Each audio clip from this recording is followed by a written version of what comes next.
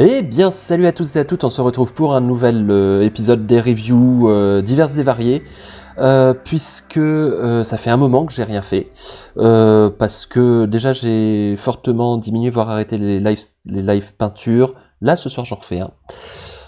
Donc nous sommes le 23 novembre et hier il y a eu les previews du World Championship et ils n'ont pas été avares en preview. Beaucoup de choses, hein, on voit un petit peu tout ce qu'il y a. Et on va faire un petit peu le détail, on va en parler un petit peu de tout ça. Alors par contre, moi il me faut le retour. Il me faut le retour du live sur le téléphone pour que je vois un peu s'il y a des gens dans les commentaires. Hop. Allez. Salut Tupad, comment vas-tu? Eh ben ça va. Donc, on commence avec sur Warhammer The Old World, le retour de l'Empire. Le retour de l'Empire, donc avec un pack d'armées, donc on va avoir du lancier impérial, de l'homme d'armes impérial, et deux détachements, un détachement d'arquebusiers, un détachement d'arbalétriers, il me semble. Plus le bouquin, donc l'Empire de l'humanité. Le bon empire, le bon vieil empire à l'ancienne, ça fait plaisir de revoir. Donc avec la ressortie des kits plastiques, j'avais oublié qu'il y avait ça. Donc ouais, sur hippogriffe, compte électeur sur hippogriffe avec des capitaines. Donc ouais, des lanciers, des hommes d'armes. State Troops, State Missile Troops, flageolants. Great Sword, c'est Great Sword, c'est je sais plus comment en français comment c'est. Les archers et les compagnies libres. Les milices de compagnie libre, avec canon, mortier, Hellblaster, volley gun et Hellstorm Rocket Battery. Les ordres de cavalerie aussi qui reviennent. Donc là, on va avoir quoi? Donc les chevaliers de l'Empire, les ordres de chevalerie impériale, les pistoliers, les chevaliers demi-griffons, et l'hôtel de Sigmar également, qui revient, qui fait son retour. Avec en plus donc des figurines en résine Forge World. Bon, Forge World, c'est particulier à monter, c'est particulier. Enfin, Forge World, c'est particulier. Je le recommande pas pour tout le monde personnellement. Avec donc le wagon de guerre, chariot de guerre, pardon, plutôt.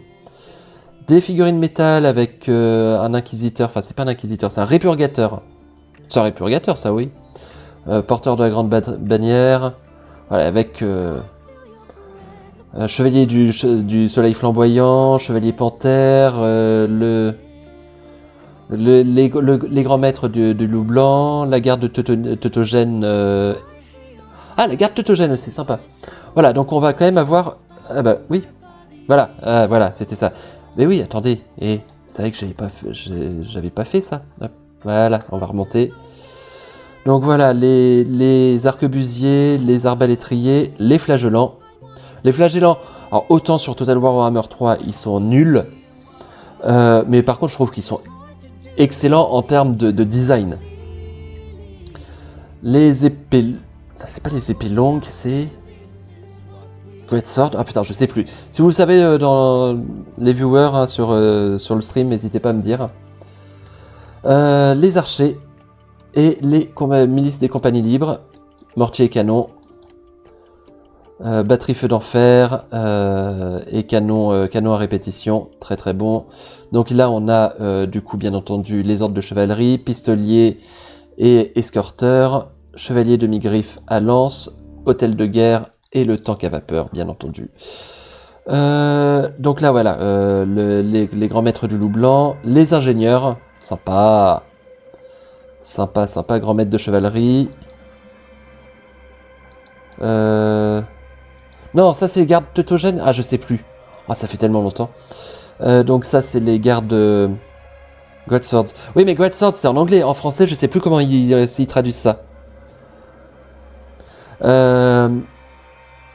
Ce chevalier du loup blanc, ça, et un petit milicien, c'est un géant. Voilà, un petit milicien géant. Donc très très sympa ces revues. Alors c'est ressorti. J'ai rien vu de nouveau, il me semble. Après encore une fois, moi l'Empire, c'était pas, je les jouais pas, c'est pas ceux que je connaissais le mieux à l'époque. Voilà, alors moi ça, bon, j'ai le portefeuille qui m'a gratté immédiatement, hein, le démangeaison du portefeuille, donc Deathcorp of Krieg, avec une super boîte d'armée, et des figurines, mais putain les dingueries. Apparemment c'est un socle scénique, hein, et le socle il va vraiment être comme ça, c'est pas...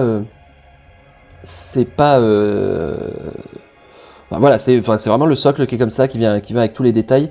Donc très très chouette, en mode champ de bataille, Première Guerre mondiale, hein, de toute façon, le Deathcorp of Krieg est clairement inspiré de l'armée allemande durant la Seconde Guerre mondiale, autant au niveau du casque, des masques à gaz, etc.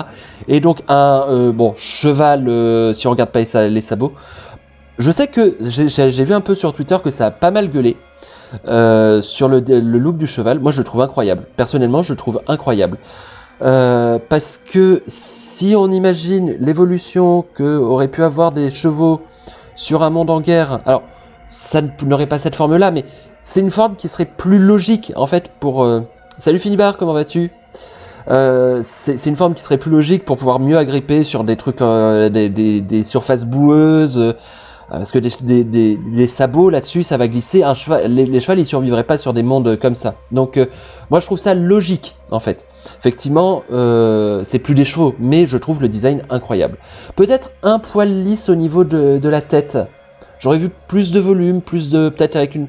Alors, pas crinière tombante, parce que la crinière rasée, je trouve que du coup, ça fait très Deathcorp of Krieg, avec très militaire, très carré. Ça colle bien avec la philosophie de l'armée. Je trouve incroyable. Je trouve vraiment incroyable. Voilà, donc on a plusieurs autres vues. Donc ici avec quelques parties qui sont remplacées par des parties mécaniques. Quelques options d'équipement, donc soit avec pistolet, soit avec sabre. Bon moi ce sera sabre, hein, je vous le dis tout de suite. Je trouve incroyable. On a, alors comment ils appellent ça, les ingénieurs de combat. Ingénieurs de combat, donc qui sont montés sur les mêmes espèces de chevaux bizarres. Et pareil, je trouve le design incroyable. Toujours un petit peu gêné par le fait la lissesse, je sais pas, enfin le fait que la tête soit un peu lisse. On a ensuite une escouade de soldats de Krieg. Artillerie team, voilà c'est ça, une équipe d'artillerie. Avec un détecteur de mine, je trouve trop mignon le détecteur, enfin trop mignon. Voilà, il est tout petit, tout pipou, on voit bien le but, et voilà, et ça va tourner pour faire bouger la terre et détecter les mines. Non, en vrai, j'y trouve vraiment très très chouette. Hein. Voilà, l'artillerie de Krieg aussi, en soi, elle change pas énormément par rapport à l'artillerie classique qu'on peut avoir avec l'Astra Militarum, mais je la trouve vraiment très très bien. De toute façon, je trouve que le schéma de couleur de la Deathcorp of Krieg fonctionne tellement bien.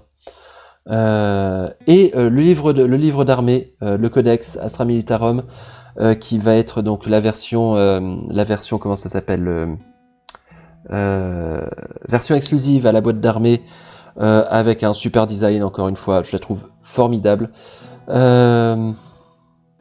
Donc l'escouade de commandement classique, The Castle Turret, The Center Lord Commissar.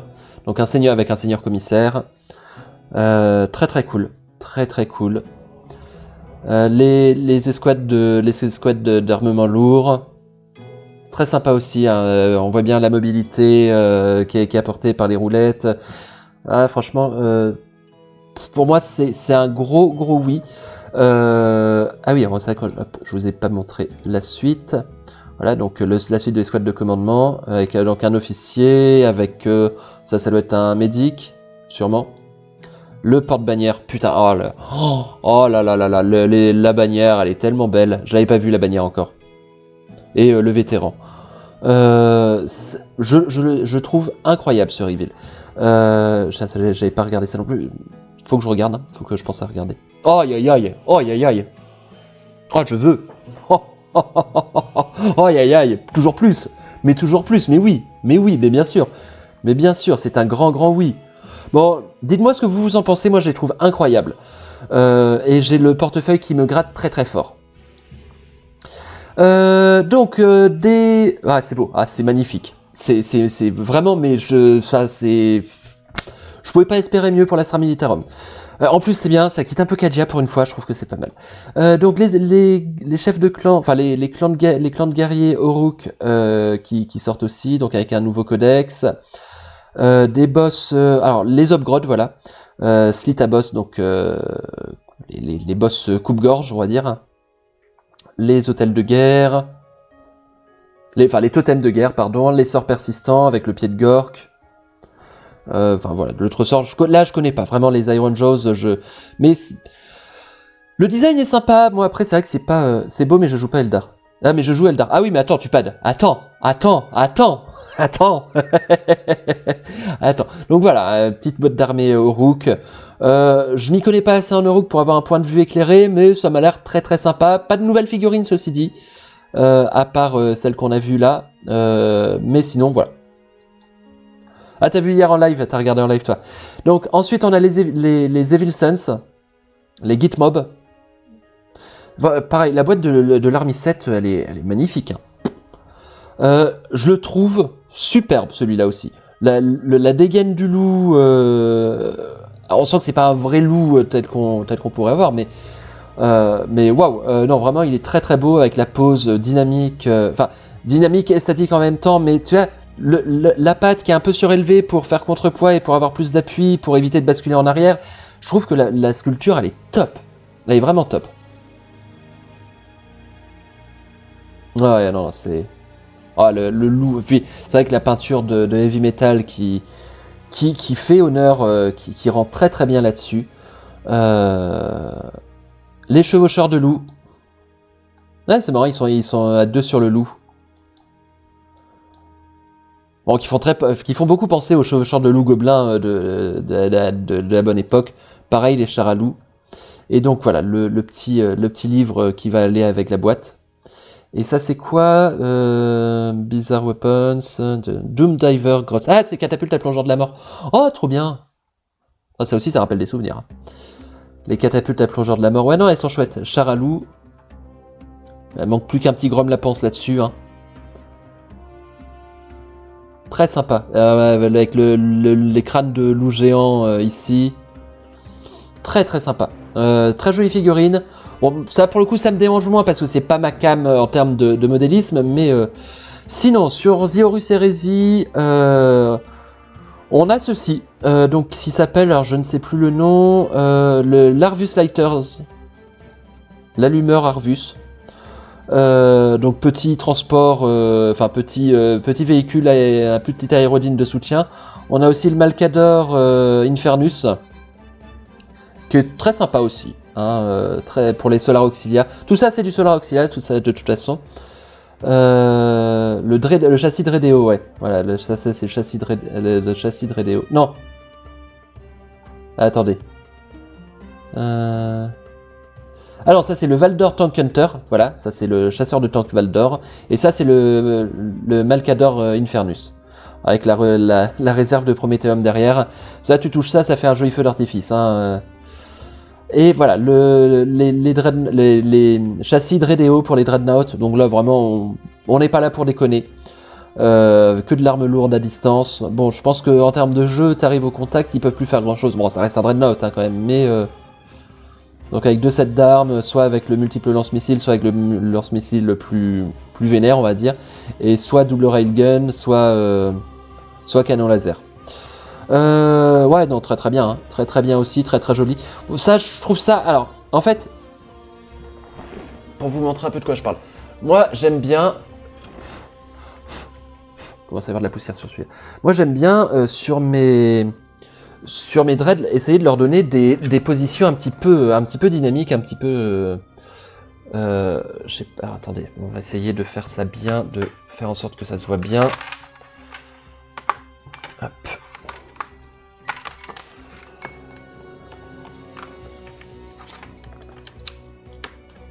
Parce que j'ai tendance à les trouver trop statiques. Voilà, hop.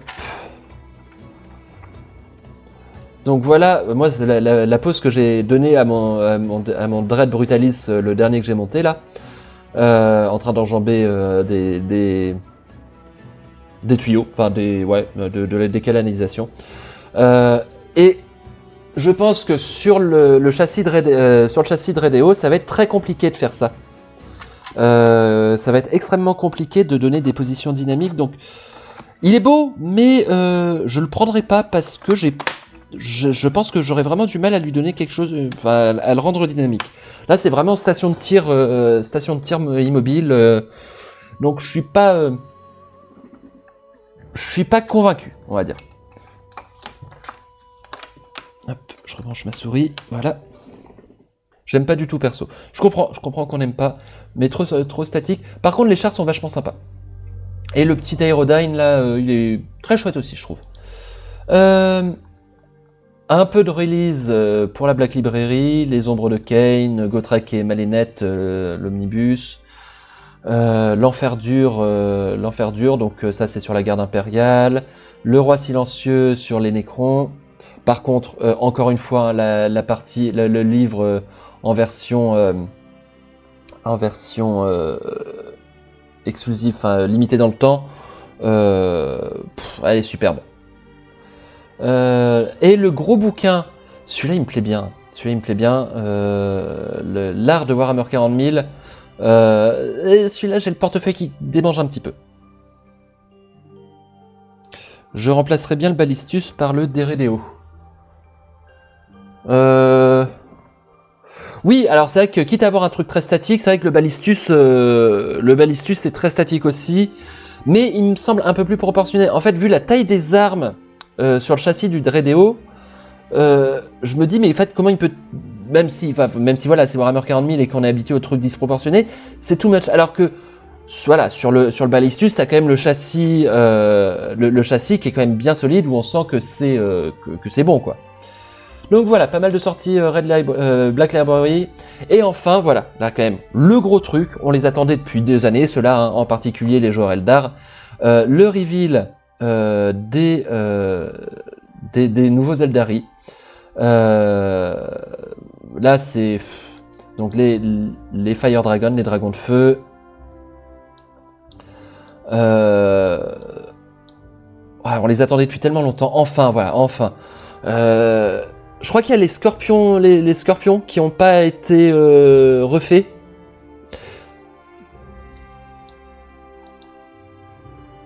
Mais ouais, non, très sympa. On conserve bien l'esthétique Eldar. J'ai l'impression qu'ils ont un peu plus de chunky au niveau des bras, mais c'est peut-être moi. Donc avec à chaque fois l'archonte, le Seigneur Phoenix, oui, le Rana Dandra, très très beau aussi, très magnifique figurine, celle-là, très très belle. Hein. Un rework à 95% et un nouveau perso, les scorpions sont... Ah oui, c'est vrai, les scorpions ils sont sortis il y a un an sur une boîte Kill Team.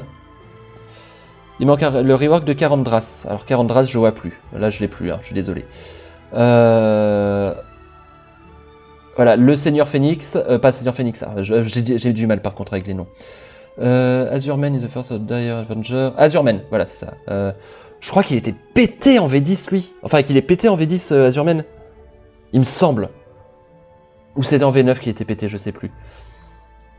Pareil, très dynamique aussi, très, très jolie figurine. Encore une fois, bien mise en valeur. Ah, le Seigneur Phoenix Scorpion, ok.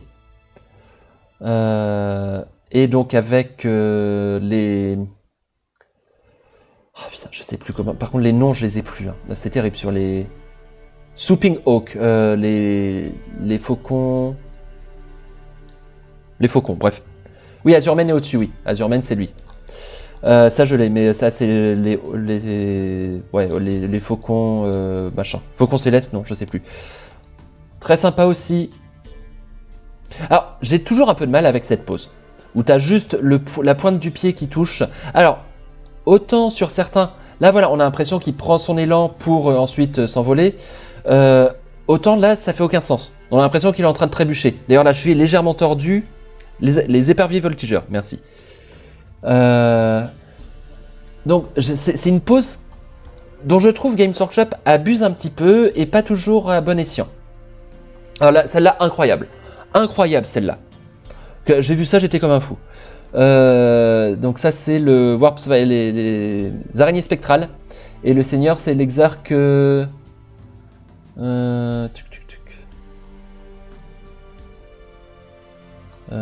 je sais plus comment il s'appelle. Likis. Voilà. Le seigneur des araignées spectrales. Mais il est incroyable. Pardon, mais... excusez-moi, monsieur. Je vous tiens la porte et je vous laisse pénétrer ma maison. J'ai pas failli dire autre chose, hein, rassurez-vous. Mais non, non, il est incroyable. Il est incroyable. Il y a tout qui est banger sur cette figue. Et avec donc les nouvelles araignées spectrales, ça par contre, ça fait tellement plaisir parce que le modèle il datait de 2000 ou je sais pas quoi, mais il était tellement vieux l'ancien modèle. Seigneur Phoenix, ouais, merci. J'ai du mal avec les noms Eldar, je retiens pas tout. Vu que j'ai jamais joué à Eldar, et j'ai jamais collectionné Eldar non plus. J'apprécie l'esthétique Eldar, hein, mais jamais franchi le pas d'assembler une armée. Voilà, donc les araignées spectrales. Ah, c'est banger. Hein. 93 pour les araignées. Quoi, 93 c'est ta note?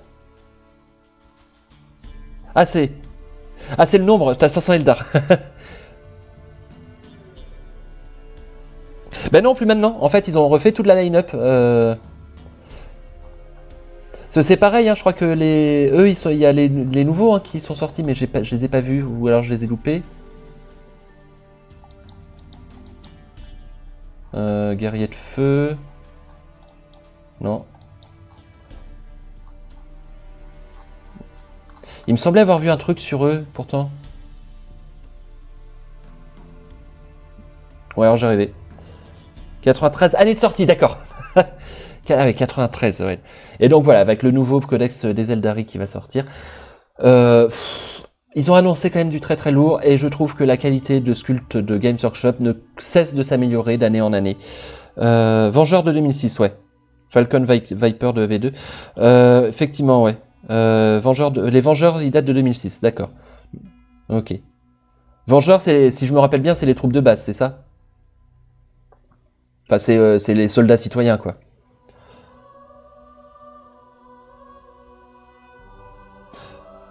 Ouais, les véhicules, ouais, les véhicules, c'est vrai qu'il manque...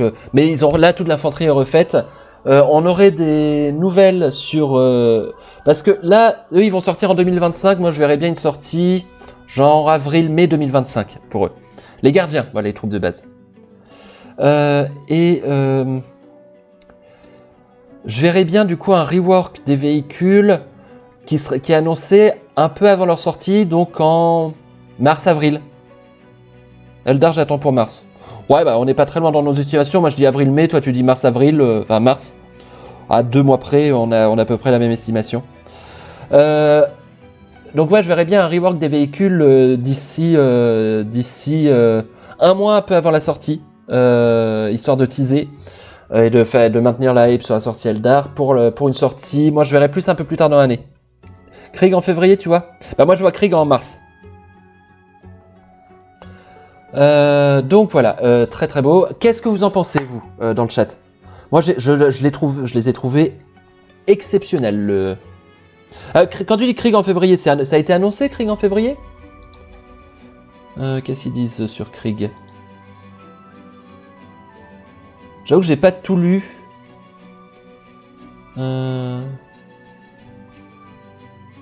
Touk.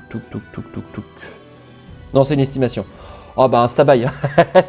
J'avoue que même les Eldar, alors que je suis pas Eldar dans le sens où j'ai jamais monté d'armée Eldar et voilà. J'avoue que pareil, j'ai le portefeuille qui gratte un petit peu. Hein, alors autant ça, je vais devoir vraiment me retenir de pas l'acheter. Ça va être vraiment un combat contre moi-même que je risque de perdre.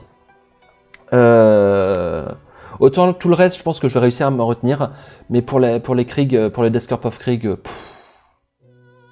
mais regardez-moi ça, regardez-moi ce charisme, regardez-moi ce charisme, c'est juste un banger absolu cette figurine. Et cette artillerie qui dit, vas-y, hein, de toute façon, nous on se terre dans des tranchées et on a encore 500 millions de tonnes d'obus à t'envoyer sur la gueule. Qu'est-ce que tu vas faire?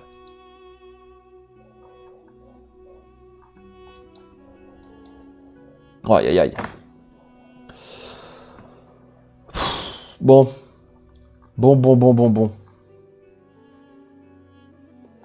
Donc voilà, sortie. Tout ça c'est pour une sortie prévue en 2025. avant l'été, tout sera sorti avant l'été, je pense. Mais dans quel ordre et quand exactement? Il y avait une roadmap qui était sortie, est-ce qu'on la voit sur... est-ce qu'on la voit?